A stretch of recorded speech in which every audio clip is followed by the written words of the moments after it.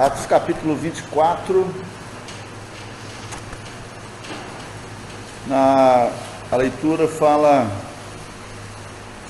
de uma acusação contra o apóstolo Paulo, mas também uma oportunidade que o apóstolo Paulo teve para falar às autoridades sobre a vontade de Deus para cada pessoa.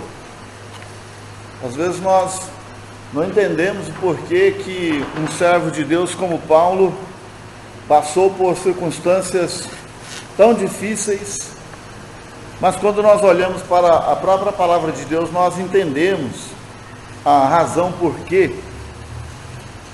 Nesse mesmo livro de Atos, antes de lermos o capítulo 24, se nós voltarmos ao capítulo 9, quando da conversão do apóstolo Paulo, no capítulo 9 desse mesmo livro de Atos,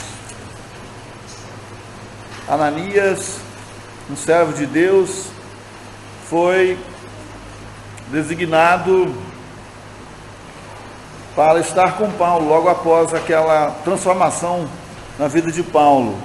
E o Senhor falou para Ananias, no versículo 15 do capítulo 9 de Atos, diz assim: disse-lhe, porém, o Senhor: vai, porque este é para mim um vaso escolhido para levar o meu nome diante dos gentios e dos reis e dos filhos de Israel.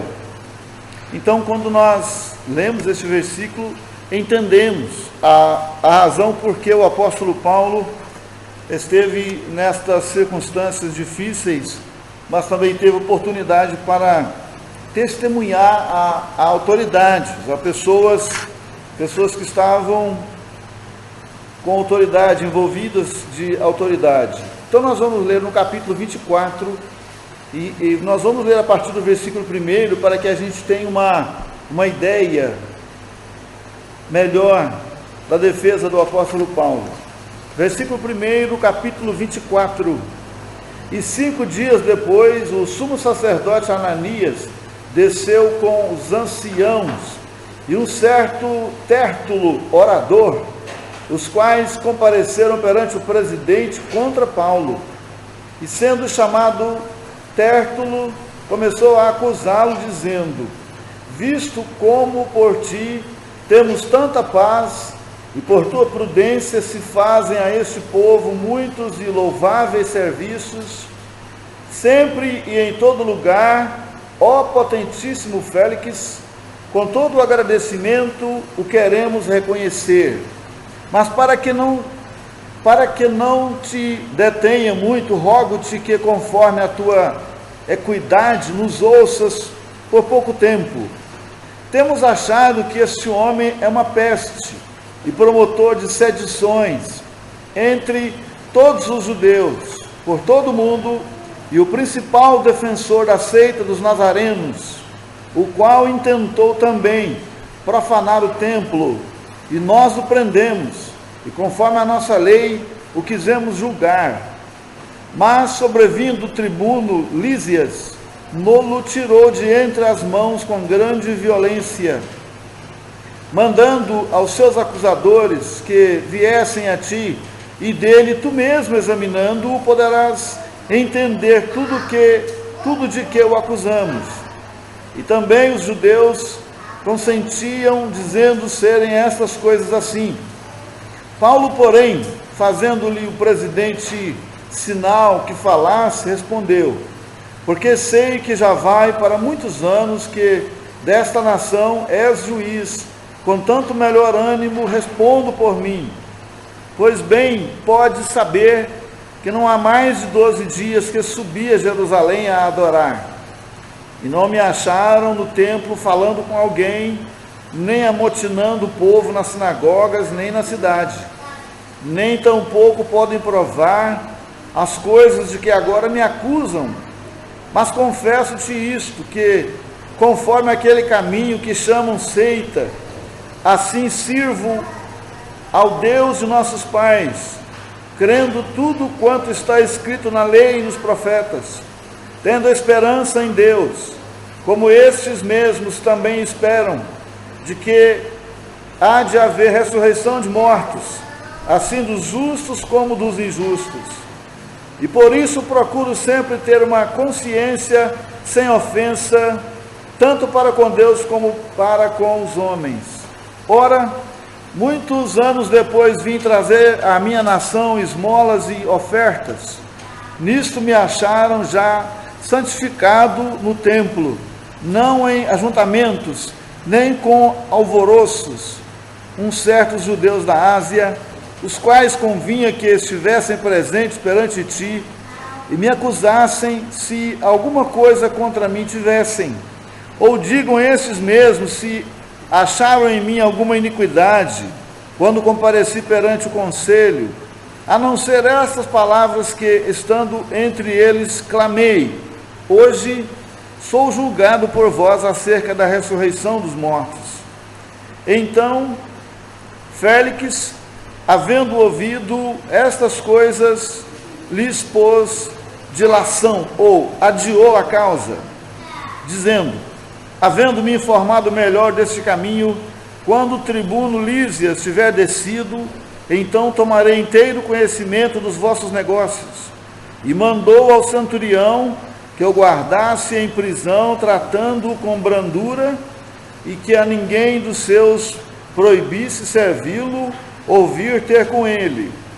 E alguns dias depois, vindo Félix com sua mulher Drusila, que era judia, mandou chamar a Paulo e ouviu acerca da fé em Cristo. E tratando ele da justiça e da temperança, ou domínio próprio, e do juízo vindouro, Félix, espavorido, respondeu: por agora, vai-te, e em tendo oportunidade te chamarei, esperando ao mesmo tempo que Paulo lhe desse dinheiro para que o soltasse, pelo que também muitas vezes o mandava chamar e falava com ele. Mas passados 2 anos, Félix teve por sucessor a Pórcio Festo, e querendo Félix comprazer aos judeus, deixou a Paulo preso. Nós temos lido o capítulo todo e rogamos a Deus que Ele nos ajude a apreciar esse texto da sua palavra. Amém. O apóstolo Paulo estava diante de uma situação, humanamente falando, muito difícil, porque primeiro ele foi acusado por um certo orador, um homem chamado Tértulo, e esse homem, nós percebemos nitidamente a sua bajulação para com Félix, aquelas palavras de babação que os políticos gostam de ter das pessoas, e algumas pessoas, alguns homens, querendo assim o favor dessas pessoas, o favor dessas autoridades, fazem-lhe, portanto, essas babações, esses elogios infundados, essas palavras aparentemente tão bonitas, mas palavras que são dirigidas a homens. E com certeza, como ele não tinha muito argumento contra Paulo, ele tem então acusações a fazer contra o servo de Deus. Paulo estava preso. Paulo não era um prisioneiro, ele estava prisioneiro. Ele estava na condição de prisioneiro por causa da palavra de Deus, por causa da cegueira religiosa que tomava conta daquelas pessoas naquela época, por causa do interesse pelo favor das autoridades. Então eles mantiveram Paulo preso. Mas quando nós olhamos para o próprio capítulo, nós percebemos uma grande diferença entre Paulo, que estava na condição de preso, de prisioneiro, e o presidente, o Félix.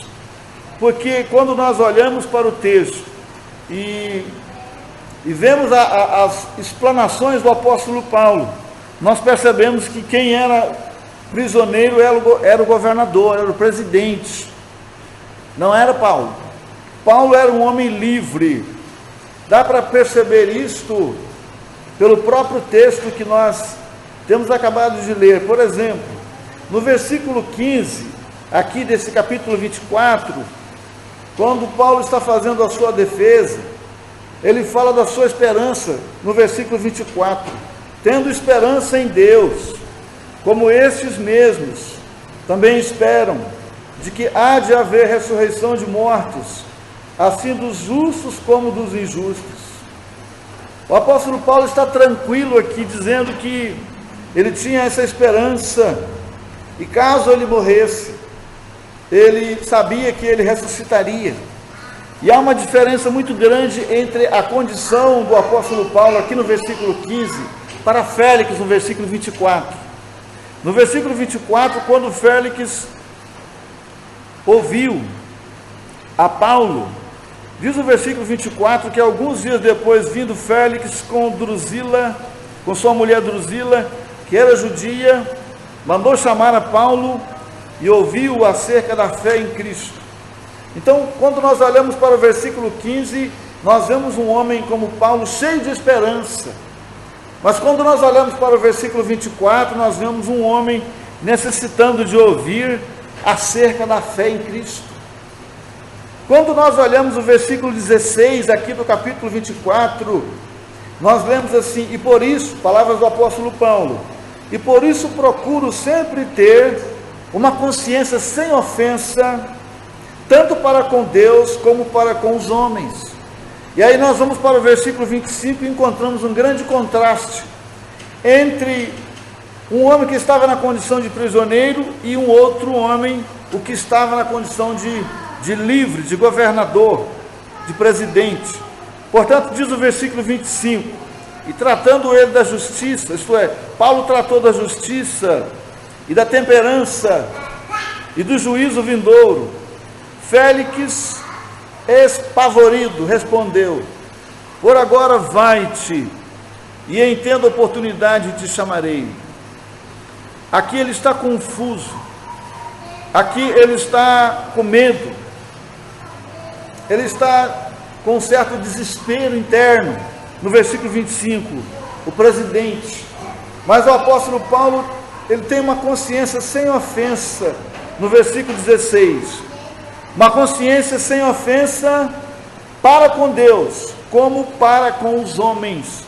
Mas o presidente estava com a sua consciência perturbada. Então a diferença é muito notória. E isso porque um estava na condição de prisioneiro, mas era um servo de Deus, era um homem transformado pelo poder do Evangelho, o poder do Senhor Jesus Cristo. O outro, estando na condição de presidente, tinha uma vida muito confusa, tinha uma vida sem controle, tinha uma vida sem justiça, praticava injustiças, como o próprio texto aqui já nos mostra.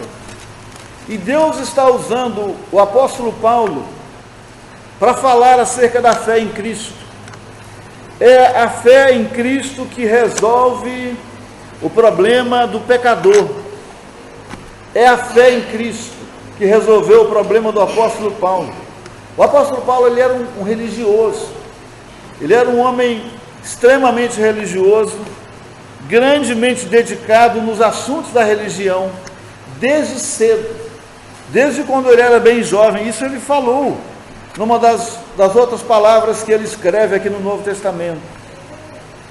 Mas aqui o apóstolo Paulo já tinha sido alcançado pelo Senhor Jesus Cristo, e ele colocou a sua fé no Senhor Jesus Cristo, e por colocar a fé no Senhor Jesus Cristo, ele adquiriu essa esperança que ele fala dela no versículo 15. Ao colocar a sua fé em Cristo, ele adquiriu uma consciência sem ofensa, que ele fala dela no versículo 16. Então é a fé no Senhor Jesus Cristo que enche-nos de esperança verdadeira. É a fé no Senhor Jesus Cristo que faz com que a nossa consciência, que outrora estava carregada, ela é transformada numa consciência sem ofensa, tanto para com Deus, como para com os homens. Quando nós colocamos a fé no Senhor Jesus Cristo para ser o nosso Senhor e o nosso Salvador, há um trabalhar de Deus em nós. Há uma transformação que o Senhor realiza de dentro para fora. E essa transformação tinha acontecido na vida do apóstolo Paulo.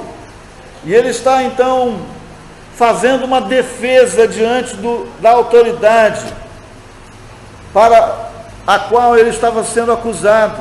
Mas ele não só está se defendendo, mas ele está aproveitando cada oportunidade que ele tinha para falar com esse homem sobre a sua necessidade. Esse homem, na condição de presidente, na condição de autoridade, ele precisava crer no Senhor Jesus Cristo, ele precisava confiar naquele que tinha vindo para resolver o problema, não somente da nação de Israel, da nação judaica, mas para resolver o problema de todos, que é o pecado. O próprio apóstolo Paulo, em Romanos, no capítulo 3, ele fala: todos pecaram e carecem da glória de Deus. Depois ele fala no capítulo 6, o salário do pecado é a morte, mas o dom gratuito de Deus é a vida eterna em Cristo Jesus, nosso Senhor. Então, esse homem, Saulo, outrora Saulo, agora Paulo, está apresentando para aquela autoridade a sua grande chance, a grande oportunidade aquele homem estava tendo de ouvir acerca da fé em Cristo, a fé no Senhor Jesus Cristo. É a fé no Senhor Jesus Cristo que deu a nós aqui paz um dia. Quando nós andávamos em nossos delitos e pecados, diz o apóstolo Paulo, andávamos arrastados pelo curso deste mundo, nós não tínhamos paz, éramos sem Deus no mundo, éramos cadáveres ambulantes, estávamos vivos fisicamente, mas espiritualmente já estávamos mortos. E quando nós colocamos a nossa fé no Senhor Jesus Cristo, Ele nos deu vida, Ele nos ressuscitou. Diz lá em Efésios capítulo 2, que Cristo nos deu vida, estando nós mortos em delitos e pecados. O apóstolo Paulo lá, ele inclui-se também nesse grupo que estava morto nos seus delitos e pecados. E agora o apóstolo Paulo está a falar desse Salvador, desse Senhor, que tinha dado a ele a razão de viver. Dá para ver que o apóstolo Paulo, embora na condição de prisioneiro, mas ele está tranquilo. Não há nenhuma manifestação de desespero por parte de Paulo. Não há nenhum medo do que possa lhe acontecer, porque a sua alma já estava transformada, os seus pecados já tinham sido perdoados, ele tinha paz com Deus, ele estava seguro nas mãos de Deus, ele podia morrer nas mãos das autoridades romanas, ele podia continuar preso quanto tempo eles quisessem que ele ficasse, mas ele sentia-se livre em Cristo Jesus, porque um dia ele colocou a sua fé no Senhor Jesus Cristo, e agora ele está falando desse Cristo, no qual todos devem colocar a fé. Tem gente que anda dizendo que tem muita fé. Eu tenho fé, eu sou uma pessoa de fé, eu sou de uma família de fé, mas se a fé que essa pessoa diz não está colocada em Cristo, é uma fé vã, é uma fé que não vai trazer nenhum resultado para a alma, para o espírito. E não era assim no caso do apóstolo Paulo. Depois que o apóstolo Paulo creu no Senhor Jesus Cristo, quando nós lemos as cartas que ele escreveu, nós vemos um homem cheio de confiança, nós vemos um homem cheio de esperança, nós vemos um homem tranquilo com respeito à morte. Ele fala isso em Filipenses capítulo 1, ele fala que tinha desejo de partir e estar com Cristo, e ele disse o que é incomparavelmente o melhor. Então, para Paulo, a morte era uma partida, era uma viagem, não era uma ida para o escuro, para o além incerto. Ele tinha plena convicção de que ele partindo, ele diz lá em Filipenses capítulo 1, eu estarei com Cristo, o que é incomparavelmente melhor. Paulo certamente conhecia o conteúdo dos evangelistas, do Mateus, do Marcos, do Lucas, de João. E Paulo sabia daquela passagem do malfeitor arrependido, aquele malfeitor que arrependeu-se momentos antes de morrer, e ele colocou a sua fé no Senhor Jesus Cristo. E quando ele disse, lá em Lucas capítulo 23, ele disse, Senhor, lembra-te de mim, quando vieres no teu reino. E o Senhor Jesus falou, hoje você estará comigo no paraíso. E ele foi estar com Cristo naquele mesmo dia. Ele fechou os seus olhos lá na cruz, ele morreu. Mas ele foi para o paraíso junto com o Senhor Jesus Cristo, porque o próprio Senhor Jesus Cristo tinha dito, hoje estarás comigo no paraíso. Deu àquele homem a certeza de onde ele estaria quando ele partisse, e com quem ele estaria, e o dia que ele estaria. Então o Senhor disse para ele, hoje, o dia, estarás, a companhia, comigo no paraíso, um lugar. E aquele malfeitor, que tinha cometido crimes durante toda a sua vida, e agora estava ali diante das autoridades, pagando pelos seus crimes, pagando pela sua atitude, pelo seu comportamento. Ele sabia que ele iria morrer. Ele não desejava voltar à velha vida, como seu companheiro que disse para o Senhor Jesus, se tu és o Cristo, desça da cruz, salva a ti mesmo e a nós. Não, ele não pensava em voltar atrás. Agora ele olhava para o Senhor Jesus Cristo. O que ele mais desejava, que o Senhor Jesus Cristo se lembrasse dele, no dia que o Senhor Jesus Cristo estivesse reinando. E ele, para sua surpresa, naquele mesmo momento, ele ouviu do Senhor Jesus Cristo palavras de profunda consolação. Ficamos sabendo hoje, assim que saímos daqui, que uma irmã por quem nós estávamos orando, ela partiu, Alessandra, partiu hoje para estar com Cristo. Temos certeza que ela está com Cristo, e que todos aqueles sofrimentos físicos que a atribulavam tanto, ela não tem mais. Ela não tem mais. E agora ela está no descanso, no lugar de conforto, de consolo, como disse o pai Abraão ao rico do capítulo 16 de Lucas, quando ele fala de Lázaro, aqui ele é consolado. Aqui ele é consolado. E tu em tormento, e tu atormentado.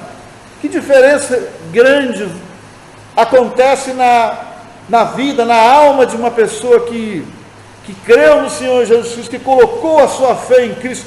Quando ele parte daqui, ele é consolado, ele é confortado. E diz o texto lá de Lucas 16 que ele estava no seio de Abraão. E a gente já teve oportunidade de considerar essa expressão, seio de Abraão. É um lugar de conforto, é um lugar de consolo, é um lugar que as crianças buscam nos seus pais, na mãe especificamente, quando lhe acontece uma queda, quando leva um susto muito grande. O primeiro lugar que a criança quer, quando acontece um desastre com ela, é correr para os braços da mãe, para receber conforto, para receber consolo. Se os braços de uma mãe consolam o seu filho, imagina os braços de Deus, que é cheio de consolação, que é o Pai das misericórdias, que é o Deus de toda consolação. Então, a nossa irmã Alessandra foi para os braços do Senhor, foi para o lugar de descanso, não mais está passando por nenhum sofrimento. E por um espaço de tempo, certamente nós vamos aguardar o dia que também nós formos, seja pela morte, seja pelo arrebatamento da igreja. E oxalá que todos aqui possam ter essa certeza, que todos aqui possam ser como Paulo, cheios de esperança, tendo a consciência tranquila diante de Deus e diante dos homens, Mas para que isso aconteça, para que você seja cheio de esperança, e para que você tenha sua consciência tranquila diante de Deus e diante dos homens, você precisa fazer como Paulo fez. Paulo colocou a sua fé em Cristo Jesus. E a fé em Cristo Jesus deu a Paulo esse retorno maravilhoso aqui na terra, e a certeza também de partindo estar com Cristo, que é incomparavelmente melhor. Portanto, o apóstolo Paulo está aproveitando essa oportunidade para falar para essa autoridade, para falar ao presidente sobre a fé em Cristo Jesus, sobre a justiça que esse homem tanto precisava conhecer e praticar. Esse homem era uma autoridade, e como uma autoridade, ele tinha que praticar a justiça, mas a verdadeira justiça é aquela que vem de Deus. A verdadeira justiça, ela é alcançada em Cristo Jesus. O apóstolo Paulo diz que o Senhor Jesus se tornou a nossa justiça, escrevendo aos Coríntios, no 1º capítulo. E é o Senhor Jesus Cristo quem nos justificou, estando nós na nossa condição de perdidos, de condenados.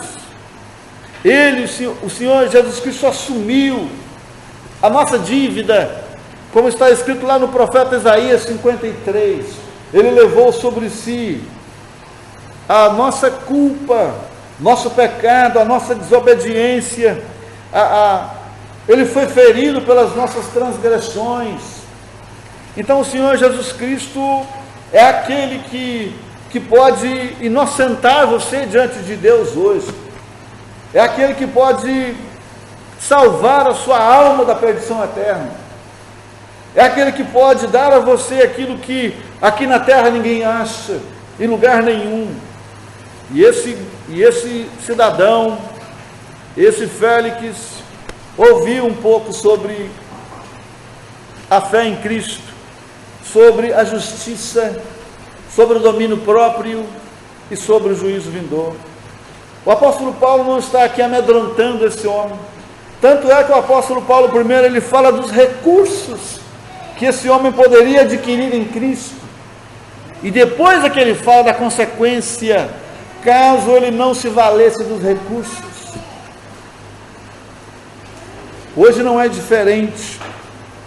Todos aqueles que estão nos seus pecados ainda, que estão perdidos nos seus pecados, precisam valer-se dos recursos de Deus em Cristo Jesus. O Senhor Jesus Cristo é o único recurso para interceptar a sua caminhada para o inferno. O Senhor Jesus Cristo, ele é o único remédio para curar a sua alma das feridas do pecado. O Senhor Jesus Cristo, ele é o único caminho que conduz você à presença de Deus, do Pai. Ele é a verdade que liberta o enganado. Ele é a vida que transforma quem está morto. Você precisa se valer do Senhor Jesus Cristo hoje, porque você não sabe o dia de amanhã. Nós lemos o capítulo inteiro de propósito, e no capítulo inteiro nós lemos, e a última parte que nós lemos nesse capítulo, nós percebemos que o Félix não teve mais oportunidade, porque ele foi substituído por uma outra autoridade, e provavelmente ele não teve mais o privilégio de estar diante de um servo de Deus, para ouvir verdades que ele precisava ouvir, para ouvir esclarecimentos que ele tanto precisava deles. Ele não teve mais oportunidades. Às vezes a gente brinca com oportunidades. Cada um de nós sabe como é desastroso ter uma oportunidade perdida que poderia ter sido aproveitada. Mesmo nas coisas mais simples desta vida. Mesmo em um dia, talvez você tinha uma consulta que você não queria perdê-la de jeito nenhum. E você sabia que aquela consulta tinha a hora marcada. E você não levantou mais cedo. E você não foi mais cedo para o ponto. E você não chegou para aquela consulta. E você continuou, portanto, com o problema que estava te causando tanto medo, talvez uma outra circunstância, uma viagem que estava programada para ser feita, mas você não chegou a tempo para pegar a embarcação ou o veículo que ia te conduzir.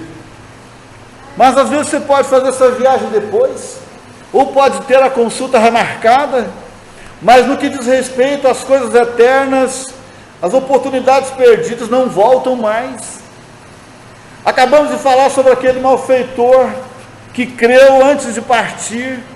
Ele estava tendo as últimas horas da sua vida, e ele aproveitou as últimas horas da sua vida diante do Salvador, para confessar que o Salvador era inocente, para confessar que ele merecia estar naquele lugar, para confessar que ele desejava ser ouvido ou lembrado pelo Senhor Jesus Cristo, e ele aproveitou aquela oportunidade, mesmo diante das autoridades que estavam ao pé da cruz, o acusando.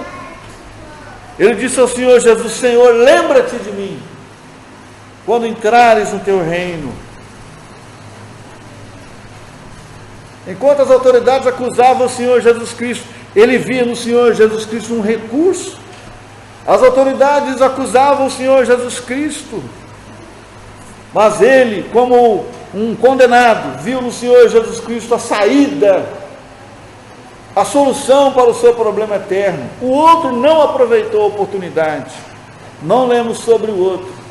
Sabemos que o outro também morreu, mas não lemos que o outro teve a promessa de estar com o Senhor Jesus andando no paraíso. Uma oportunidade perdida. E esse Félix não aproveitou. O apóstolo Paulo queria que esse homem tomasse conhecimento da verdade. E o apóstolo Paulo não se acovardou diante dele. Paulo passou a falar sobre a temperança, ou o domínio próprio que esse homem não tinha. Esse homem, Félix, significa feliz, mas ele era um homem infeliz. Ele era um romano, e aí estava casado com uma mulher judia. Pela lógica, ele deveria estar casado com uma mulher romana. E essa mulher com a qual ele estava casado, e ele veio com ela, ela sabia que ela estava transgredindo as leis de Deus.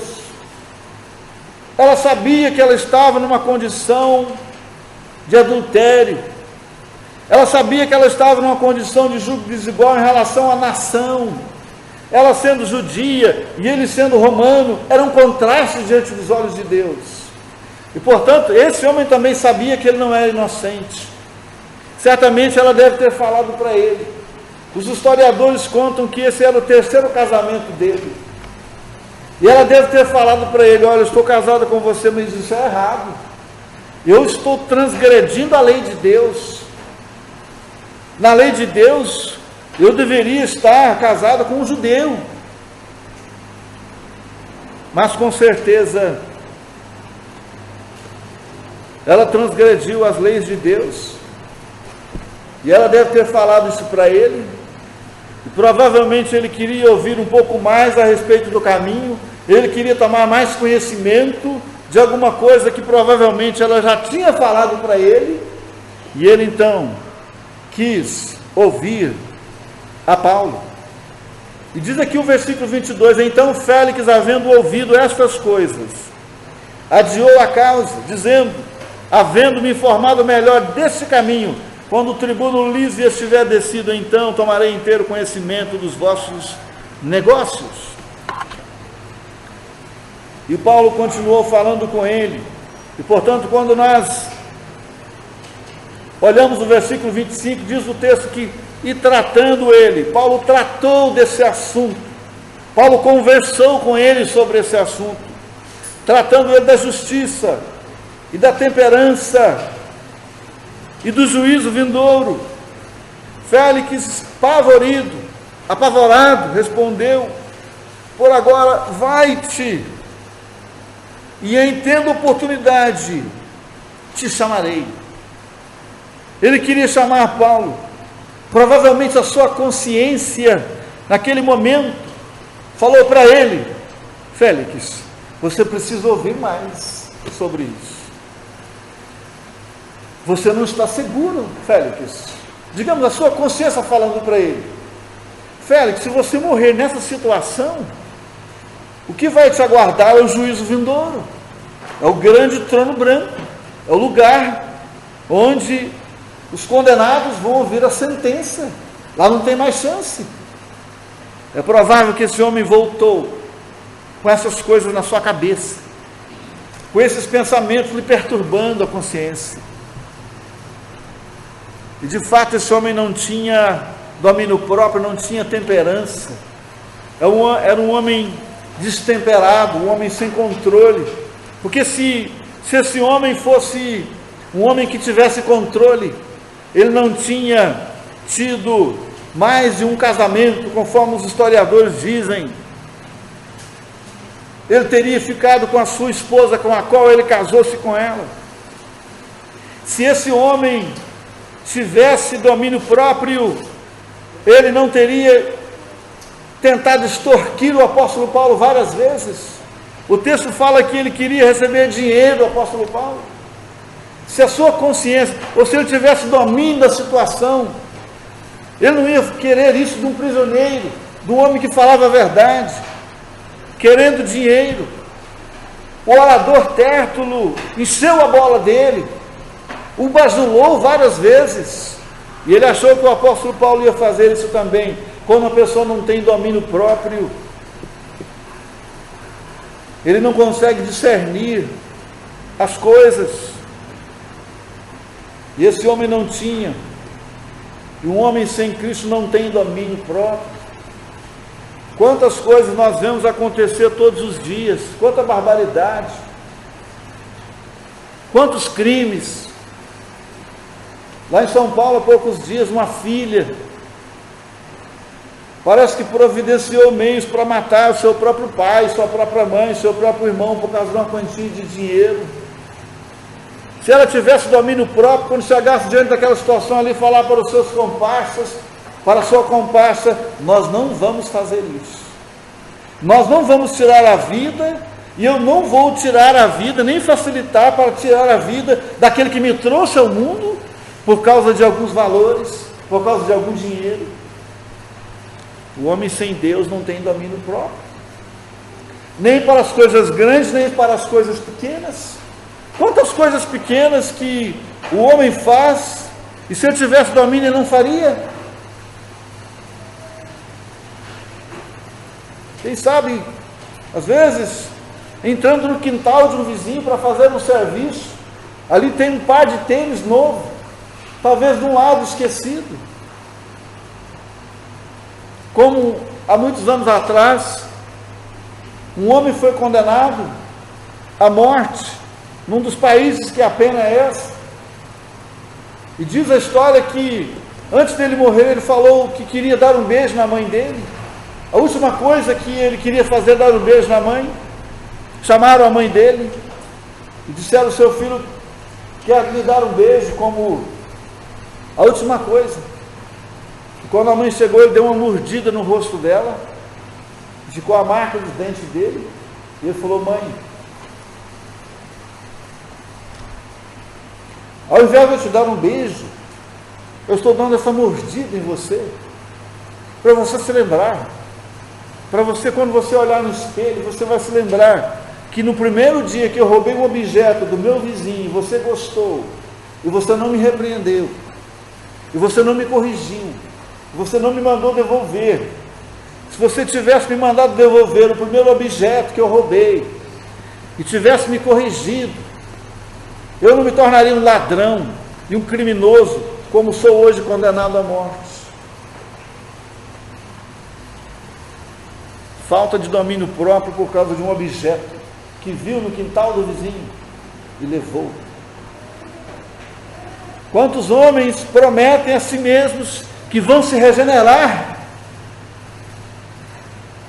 e dizem para eles mesmos: eu não vou mais cometer esses crimes, eu não vou mais prejudicar a minha saúde com drogas, com bebidas, eu vou tomar uma decisão, eu vou colocar um ponto final nestas coisas, que estão estragando a minha saúde, estão deteriorando a minha alma, mas chegam diante daquela situação, não tendo domínio próprio, não vencem, não conseguem, porque não colocou a fé em Cristo ainda, não confiou no Senhor Jesus Cristo como recurso de Deus, como aquele que veio para trazer livramento, para trazer libertação, como está lá em Lucas, no capítulo 4, registrando o capítulo 61 de Isaías. Eu vim para dar liberdade aos cativos, para dar vista aos cegos. O Senhor Jesus Cristo é esse que veio, é esse que libertou a nossa alma, a minha alma no dia da perdição eterna. É esse que libertou a alma dos irmãos da perdição eterna. É o mesmo. Lá em Hebreus 13, versículo 8, está escrito: Jesus Cristo é o mesmo, ontem, hoje e eternamente. O mesmo que falou para aquele malfeitor arrependido, pendurado ao lado dele: hoje você estará comigo no paraíso. É o mesmo que pode falar para você hoje: hoje você tem os seus pecados perdoados, porque você colocou fé em mim. Hoje você pode ter a sua vida transformada, porque você confiou que eu sou o recurso para a sua alma. E o Félix não tinha domínio próprio e deixou-se levar. Deixou aquela oportunidade maravilhosa, perdeu aquela oportunidade. Quem sabe você está fazendo como o Félix, deixando passar a oportunidade de ter a sua alma transformada, deixando passar o momento de ter a sua vida mudada, deixando passar o momento de se livrar da condenação eterna, do grande trono branco. E foi esse o último assunto que o apóstolo Paulo tratou com o Félix. Eu sei que vocês já ouviram, mas vale a pena ler de novo sobre o grande trono branco em Apocalipse. Abra comigo no capítulo 20 do livro de Apocalipse. Apocalipse, capítulo 20.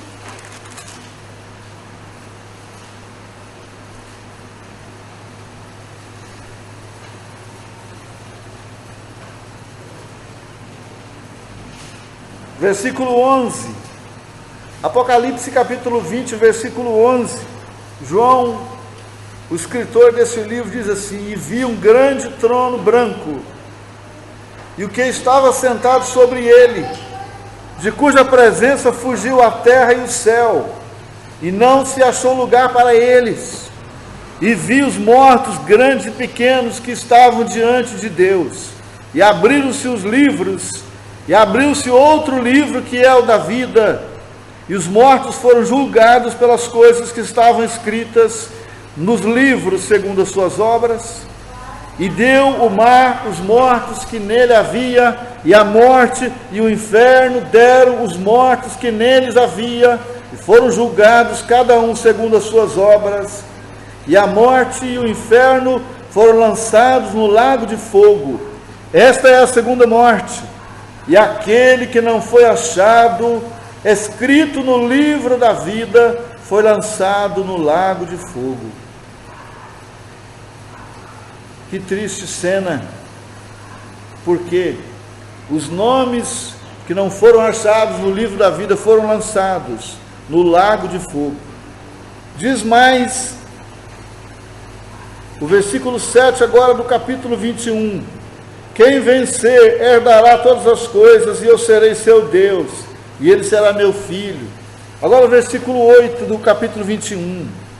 Mas quanto aos tímidos, e aos incrédulos, e aos abomináveis, e aos homicidas, e aos que se prostituem, e aos feiticeiros, e aos idólatras, e a todos os mentirosos, a sua parte será no lago que arde com fogo e enxofre, o que é a segunda morte. Como é triste isso. Quantos foram lançados no inferno e serão lançados um dia nesse lago de fogo, que é a segunda morte. Por quê? Porque foram covardes, porque não se valeram do Senhor Jesus Cristo, do recurso de Deus. Aí você pensa, mas esse lugar é para quem assassinou muita gente, esse é lugar para os piores pecadores deste mundo. Mas se você olhar o versículo 8 novamente do capítulo 21, está muito claro aqui: mas quanto aos tímidos e aos incrédulos, os incrédulos, aqueles que não creram, esse nome, essa lista de gente está antes dos homicidas, está antes dos que se prostituem, está antes dos feiticeiros, está antes dos idólatras, está antes dos mentirosos, os incrédulos, os que não creram. Eu vou crer amanhã, mas como diz o hino número 9, amanhã pode ser muito tarde. Hoje Cristo quer te libertar. Você está diante de uma oportunidade maravilhosa hoje à noite. Você está diante de uma oportunidade imperdível. Você está diante de um Salvador cheio de amor. Você está diante de um Deus cheio de misericórdia. Você está diante de um Deus que providenciou um recurso perfeito em Cristo para a transformação da sua alma, da sua vida, do seu futuro eterno, o Senhor Jesus Cristo. Coloque a sua fé no Senhor Jesus Cristo hoje à noite.